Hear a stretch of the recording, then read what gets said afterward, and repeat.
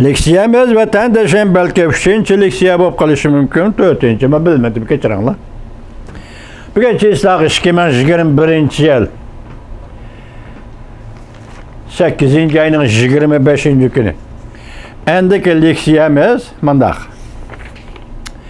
Bu leksiyamiz birinchi sizlarning ish pishig'inglarni chiqarish, ikkinchisi anda sizlarni o'ylantirishga qoldi juma bu.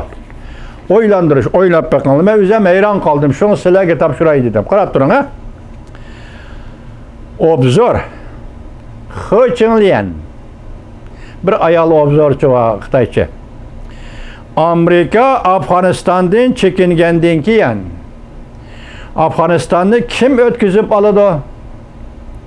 Yoki Afg'onistondan iborat bu kursda kim o'ltirdi? Yani bu ziminni kim desapti, o da ziminni desap turish emas, ta'sir doiraga kim oladi deyli. Bu ziminlarni kim ta'sir doiraga oladi? Bu xabar 2021-yil 8-oyning 24-kuni Erkin Osiyo radiosidan Xitoy til programmamiz. Sen bunun mundaq bir misal var. Sizlar o'ylab baqinglar, men o'ylab hayron qoldim degan. Qarab turing, ha? 2001-yili Amerika Afg'onistonga kirganda Afg'onistonning aholi nufusi 21.610.000 kishi edi. Diqqat vatandosh. Afg'onistonning aholi nufusi 21.610.000 kishi edi.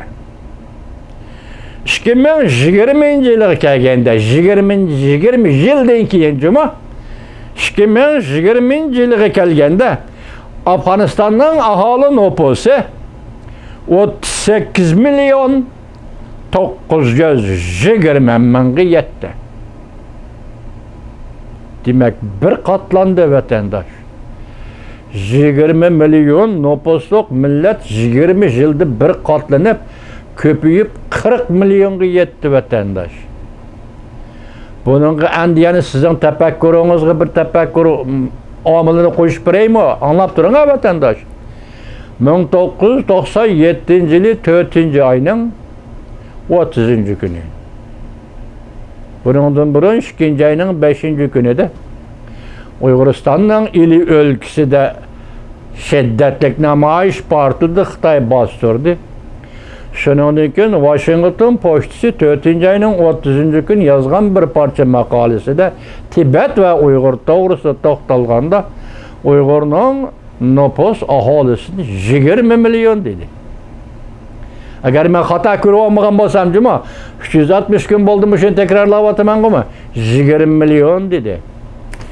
Amerika armiyası 2001-yili hesapta 4 yıldan keyin Afg'onistonga kiribdi. Afg'onistonning shu vaqtgi nufusi 21.610.000 ekan. Bugun 20 yil o'tgandan keyin Afg'onistonning nufusi 38.920.000 ko'payibdi. Vatandosh, tangmi-tang, tang nisbatda ko'payibdi. Siz selishtirib baqinglar.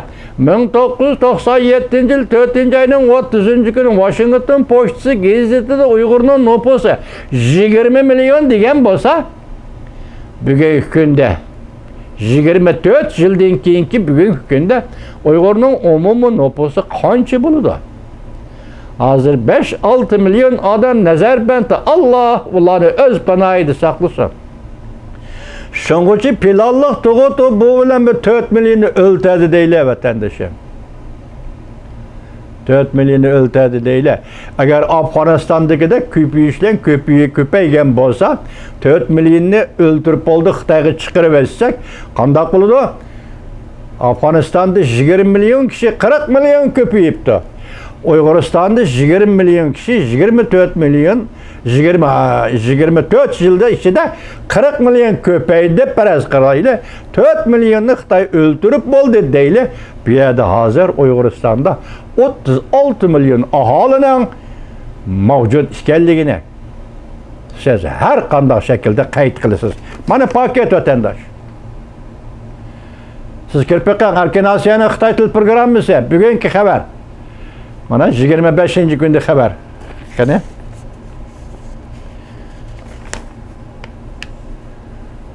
25. günüdeki haber. Erken Asya'nın. 24. Höçinliyanın makalesi 24. günü. Siliştirip bakan vatandaş. Bizim milletimizin nüfus ahalisi kança? Xitay kançılık öldürdü sala çıkıp oldu hazır.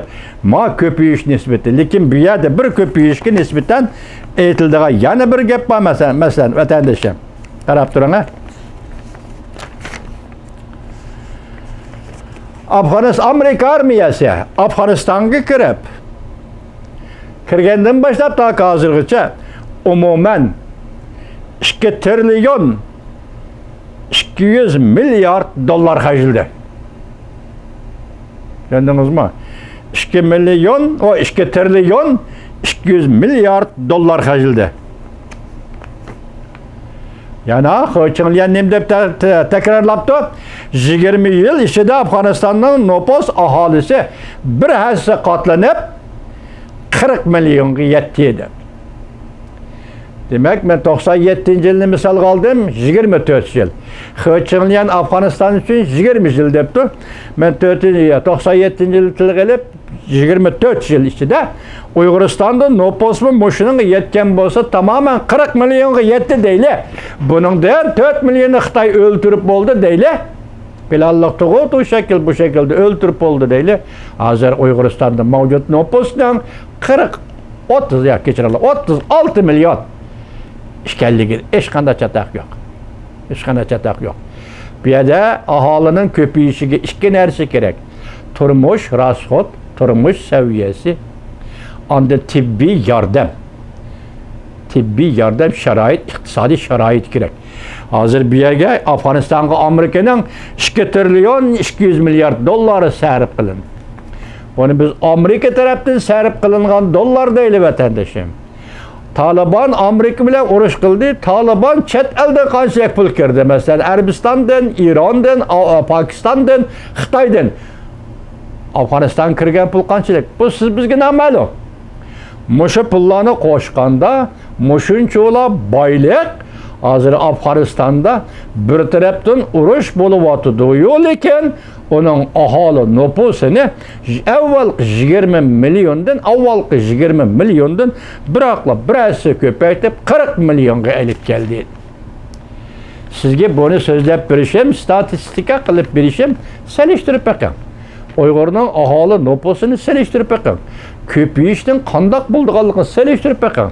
Afganistan'da dolar harcılamadı. Amerika Koşmuş Ştatlarından doları bir tarafta uruş buluvatıdı. Uyguristan'da dolar yok, Amerika'nın doları yok, bir doları mı yok? Hatta Uyguristan'ın özünün doları poizga yeşki kınımına kaçınıp Xitayga tuşuluvatıdı nepet tabii gazı gen. Söylediğiniz mi? Uygurların turmuş seviyesi degen bir biçare hal. Uygur dehallarının turmuş seviyesi degen bir biçare hal vatandaşım. Muşunda ahvalası da endi Uygurların nüfusu köpüyüşü şiddetlik tüvelleydi degen haletdi mi?